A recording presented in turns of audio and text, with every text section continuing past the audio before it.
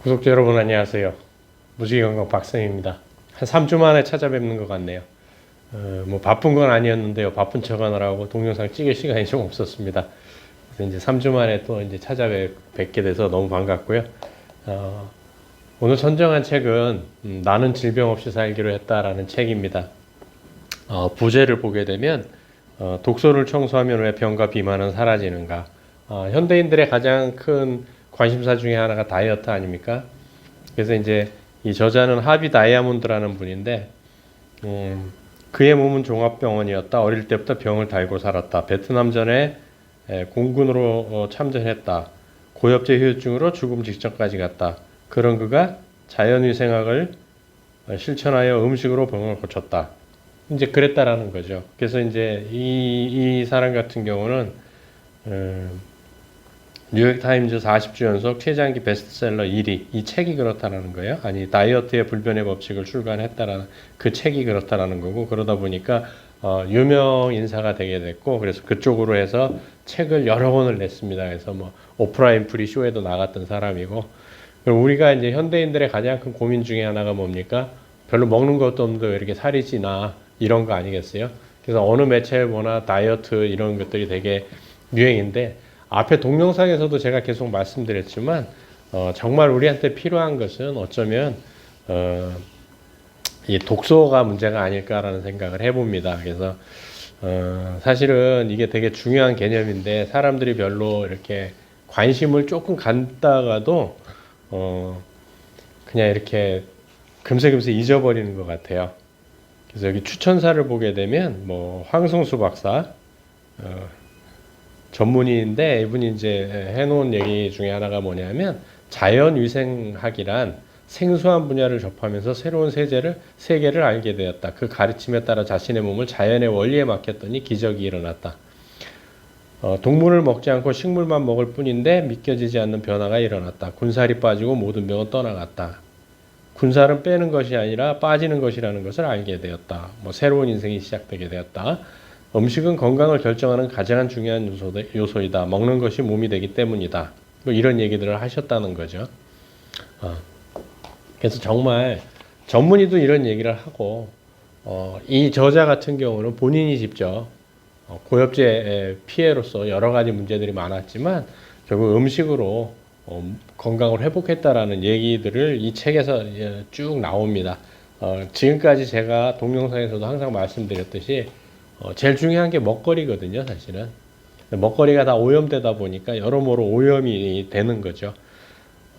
그래서 이번에는 이 책을 가지고 우리가 먹거리가 얼마나 위험한 것이고 그것이 또 우리 몸을 얼마나 건강하게 만들 수 있는지에 대해서 좀 공부를 하는 걸로 해보도록 하겠습니다. 그래서 저자 서문 9페이지에 보게 되면 나를 변화시킨 것은 아버지의 죽음이었다라는 이제 제목을 가지고 이제 저자가 서문을 쭉 썼습니다. 이제 아버지가 죽어가는 그걸 보면서 왜 이런 일들이 벌어졌는가를 이제 생각하게 되는 거죠. 그래서 챕터 1부터 시작해서 챕터 9까지 구성이 되어 있습니다. 책은. 그래서 뭐 1장이 이제 챕터 1이 내 몸은 종합병원이었다. 챕터 2가 인간의 몸은 스스로 청소한다. 챕터 3는 암은 악마가 아니다. 이거는 정말 저도 여러 가지 공감대를 형성하는 부분이 있거든요. 챕터 4는 질병 진행의 7가지 단계, 그래서 왜 이렇게 이제 병들이 진행되는가 이런 얘기들이 있고요. 챕터 5, 챕터 6, 챕터 7, 8, 9까지 쭉 나가게 구성되어 있습니다. 그래서 왜 이 저자가 이런 책들을 쓰게 됐는지 그런 이제 배경 지식으로 챕터 1 내 몸은 종합병원이었다 그래가지고 21페이지에 이제 이런 얘기들이 있습니다. 모든 뚱보들처럼 나도 살이 찌는 것을 싫어했다. 그것은 내 열등감을 구성하는 본질이었다. 내 사고와 행동을 항상 지배하는 권력자였다. 이것을 먹어야 할까 먹지 말아야 할까? 지금 먹어야 할까 나중에 먹어야 할까? 다른 사람들은 살을 뺐다는데 왜 나는 안 빠질까? 뭐 사실 우리들도 많이 고민하는 문제들 아닙니까? 나에게 맞지 않으니 새로운 다이어트를 해볼까? 다른 사람들은 많이 먹어도 살이 안 찌는데 왜 나는 음식 사진만 봐도 살이 찌는 걸까? 47가지나 되는 다이어트를 해봤는데도 어쩐 일일까? 왜 나는 살이 안 빠지는 지구상의 유일한 인간인 것일까? 이런 고민들을 했다는 거죠. 이 질문들에 대한 정확한 대답은 두 가지다. 첫째, 나는 내 자신이 음식 중독자였음을 인정하지 않았기 때문이었고, 둘째, 나는 무엇을 먹을 것인가에 대해 전혀 생각해 보지 않았기 때문이다. 저는 여기에 벌써 이게 정답이겠지만, 개인적으로도 두 번째, 나는 무엇을 먹을 것인가에 대해 전혀 생각해 보지 않았기 때문이다. 이것 때문에 살이 쪘고, 다이어트를 47가지나 했는데도 안 빠졌다라는 얘기가 결론이 저는 이거라고 생각을 합니다. 솔직하게 말씀드리면. 우리가 먹는 거에 대해서 많은 분들한테 그런 말씀을 드리면 그런 얘기들을 하세요. 남들 먹는 것처럼 똑같이 먹는데 왜 나만 이러느냐라고 얘기를 하거든요. 근데 결코 그렇지 않다라는 거예요. 우리는 정말 내가 먹는 거를 한번 생각해 봐야 된다는 거죠. 그래도 내가 먹는 거에 대해서 진지하게 생각하는 사람들이 사실은 없습니다. 그러면서 그걸 합리적인 핑계라고 하겠죠. 그 하는 얘기가 그거죠. 남들도 다 먹고 사는데라고 얘기를 합니다. 24페이지에 보게 되면 호모사피엔스란 지혜로운 사람이라는 뜻이다. 네안데르탈인이나 오스트랄로피테쿠스와 같은 원시 인류에 비해 우리 현생 인류는 가장 생각을 하면서 살았다. 우리가 질병 없이 살기 위해서는 생각해야 한다. 정말 이거는 명언입니다. 명언. 질병 없이 살기 위해서는 생각을 해야 합니다. 사고의 전환이 있어야 한다는 말이다. 상업의료 시스템의 위험 마케팅에 휘둘리기를 거부해야 된다. 진정한 의사는 내 몸 안에 있다는 사실을 깨닫는 코페르니쿠스적 사고의 전환이 있으면 비만과 질병은 반드시 치유된다는 것이 나의 믿음이다라고 이제 시작을 합니다. 그래서 이 사람 이름이 하비 다이아몬드잖아요. 그래서 두 번째 제목이 뭐냐면 이름은 하비, 별명은 먹보 이런 이제 제목으로 이제 얘기가 됩니다. 그러니까 학교 다닐 때 이제 엄청 놀림을 받았겠죠. 그리고 뭐 20대 때도 뭐 이런 얘기들이 나오고 이제 해서 쭉 넘어가서 37페이지에 보면 이런 제목을 갖고 이렇게 작은 제목을 가지고 시작이 되는데 의사들의 위험 마케팅에서 탈출하라라고 되어 있습니다. 미국의 의료 사업 시장 규모는 2007년 기준으로 2조를 뛰어넘었다. 2조 달러예요. 2조 달러를 뛰어넘었다. 2의 0을 12개나 더 붙여야 한다. 하루로 치면 540억 달러, US 달러 540억이 넘는다. 얼마나 많은 환자 군단이 병원이라는 조직을 유지시키기에 정신을 놓고 빨려 들어가는지 당신은 알고 있는가? 돈이 전혀 안 드는 자연위생학을 제쳐두고 병원에 무지막지한 헛돈을 헌금하는 것은 농사를 지을 수도 없고 건물을 지을 수도 없는 플로리다 늪지대를 사는데 전 자산을 투자하는 것과 같다. 그만큼 사람들이 생각을 안 한다라는 거죠. 우리가 지구에 태어나 살면서 긍정적인 점이 있다면 우리가 마음의 문을 열고 진정성을 가지고 사람과 사물을 대한다면 거기에는 항상 배움이 있고 성장도 있기 마련이라는 점이다. 내가 알고 있는 지식과 다른 지식이 들어왔다고 해서 그 배척을 하면 안 됩니다. 그런데 배척하는 게 인간의 본원으로서 당연한 부분이에요. 자연스럽게 그렇게 될 수밖에 없는 거거든요. 왜냐하면 자기의 지식 체계를 지키기 위해서요. 그렇지만 한 번쯤은 생각을 해봐야 된다는 거죠. 그래서 40페이지에 예방의학에 대한 얘기가 나오는데 예방의학이란 건강한 상태를 계속 유지하기 위한 행위이고 사후 처방이란 질병이 걸렸을 때 증상을 제거하고 통증을 없애는 치료법을 말한다. 이 두 가지로 구분을 하셔야 되고 하실 줄 아셔야 됩니다. 사실은. 우리는 사후 처방이 가장 기본적인 의료행위라고 생각한다. 그러나 그것은 문제의 원인에 초점을 맞추는 것이 아니라 질병의 증상을 약화시키는 데 초점을 맞추고 있다. 이거 정말 우리 심각하게 한번 생각을 해봐야 되는 거거든요. 불행하게도 건강에 대한 모든 것을 의사가 대답해 줄 수 있다고 믿는 이상한 사회에 살고 있다. 이거 정말 공감하는 내용이거든요. 의사는 그들이 아는 것만 알 뿐이다. 그런데도 우리는 의사가 건강에 대한 모든 것을 꿰뚫고 있으며 치료할 수 있다고 믿는다. 이거는 물론 이제 전문가이기 때문에 저희 일반인들보다는 훨씬 더 많이 알고 그 분야에 대해서는 당연히 전문가니까 어떤 조언을 따라야 되겠지만 그 의사들이 모든 것을 해결해 줄 거라는 생각은 안 하셨는 게 맞다라는 얘기를 저자는 하는 겁니다. 하비 다이아몬드는. 우리는 인생을 통틀어서 70여 톤의 음식을 먹고 물을 마신다. 음식은 우리의 건강을 결정하는 가장 중요한 요소이다. 그러니까 뭐 이 사람의 경우는 이제 미국 통계를 사용하니까 미국인들은 우리 한국인들보다 훨씬 더 많이 먹지 않습니까? 그래서 이제 70여 톤의 음식을 먹는답니다. 우리나라 사람들은 뭐 70여 톤까지는 안 가겠죠. 우리 몸은 100조 개 이상의 세포로 구성되어 있다. 그리고 수천억 개의 세포가 매일 사망하며 새로운 세포로 대체된다. 그렇다면 새로운 세포는 무엇을 통해서 만들어지는가? 그렇다 당신이 매일 먹는 음식을 통해서 만들어진다. 노상 말씀드렸지 않습니까? 삼풍백화점이 무너진 이유는 뭐예요? 부실 재료를 썼기 때문에 그래요. 성수대교가 끊어진 것도 부실 재료를 썼기 때문에 그래요. 그럼 우리가 평생 동안 70여 톤의 음식을 먹는다고 하는데 계속 안 좋은 음식으로 먹게 되면 우리 세포는 위장은 3일, 위장세포는 3일 만에 다 교체를 해야 되거든요. 위산 때문에. 그래서 뭐 장기적으로 보면 뼈의 세포까지 다 교체를 하는데 8년에서 10년이 걸리거든요. 그러면 이거를 없애고 또 새로운 세포를 만들어내야 되는데 재료가 있어야 된다는 거죠. 그거는 뭐나 결국 우리가 먹는 음식물이 재료라는 얘기입니다.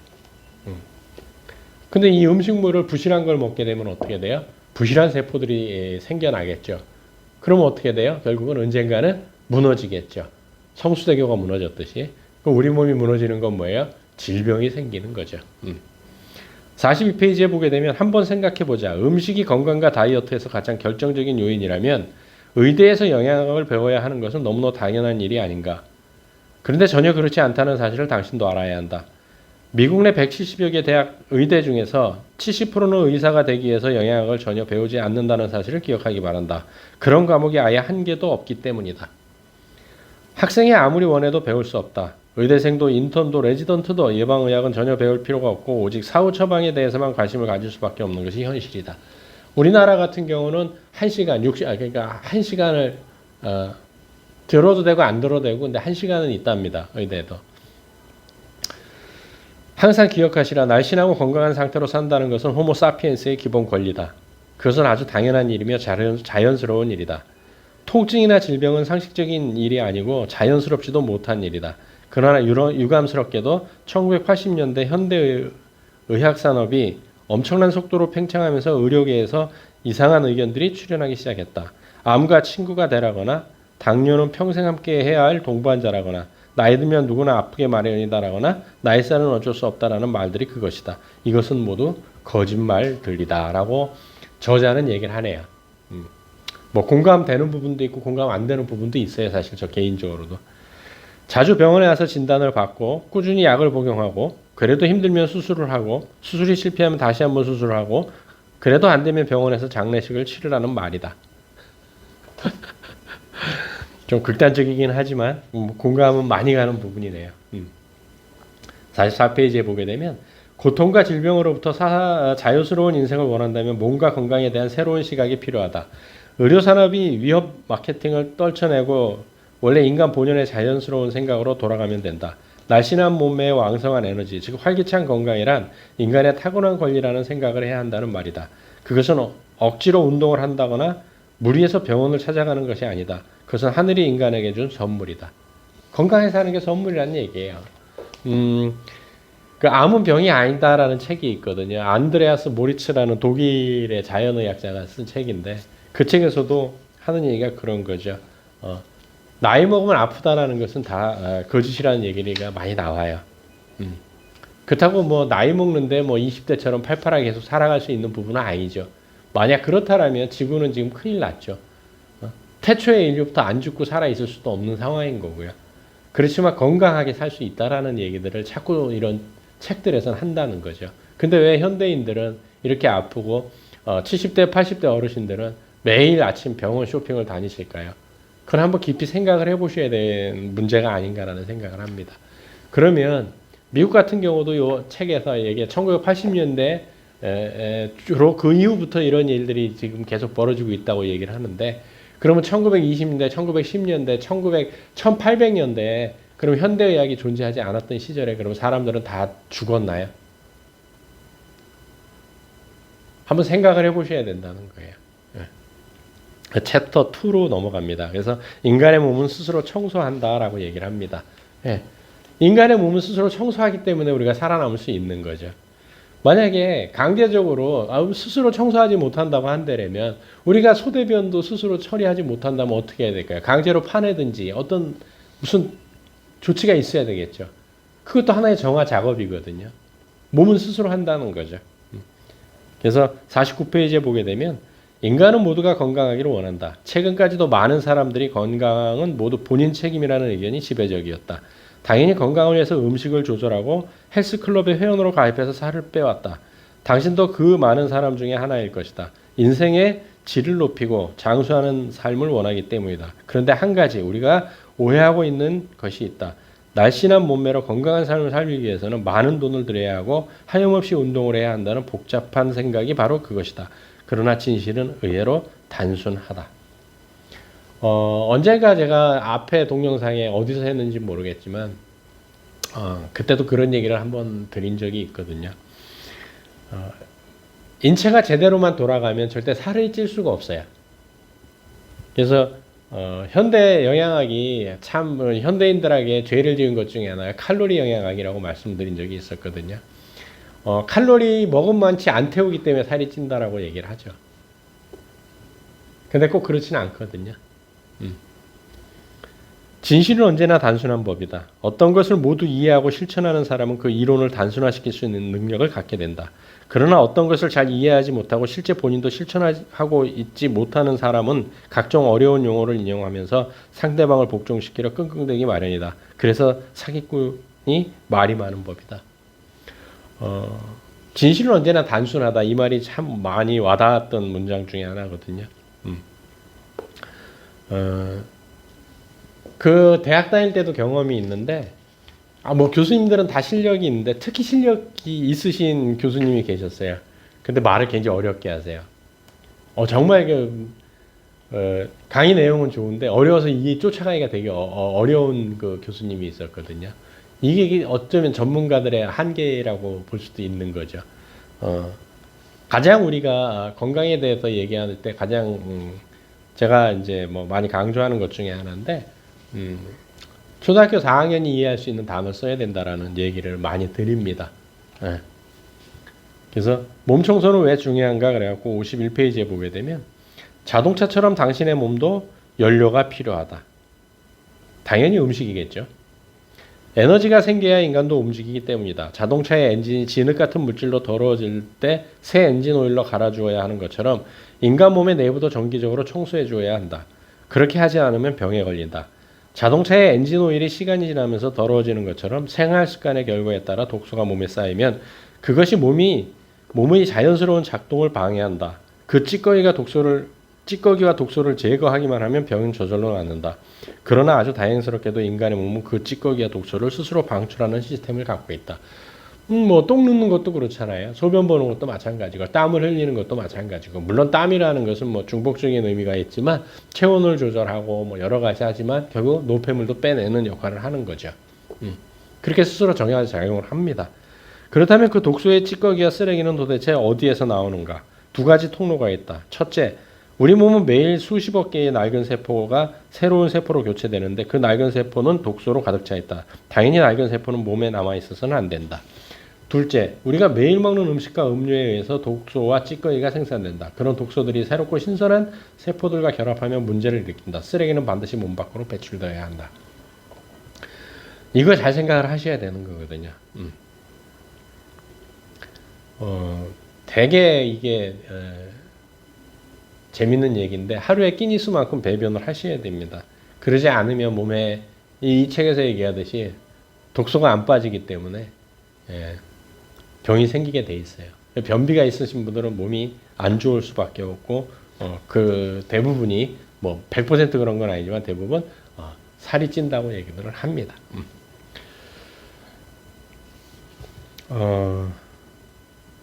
수천억 달러의 예산이 의료시장에 소비된다. 그러나 대부분 비싼 약품에 소비되고 더 비싼 진단 장비에 소비되며 더욱더 비싼 수술 등에 사용된다. 이 모든 것들은 사후 처방을 위해 설계된 것이다. 불행하게도 예방의학에 대한 예산은 립서비스로 대체되고 있다. 몸의 내부를 청소하고 독소를 배출해서 날씬하고 청결한 몸으로 다시 태어나는 일은 완전히 무시되고 있다는 말이다. 왜 그럴까?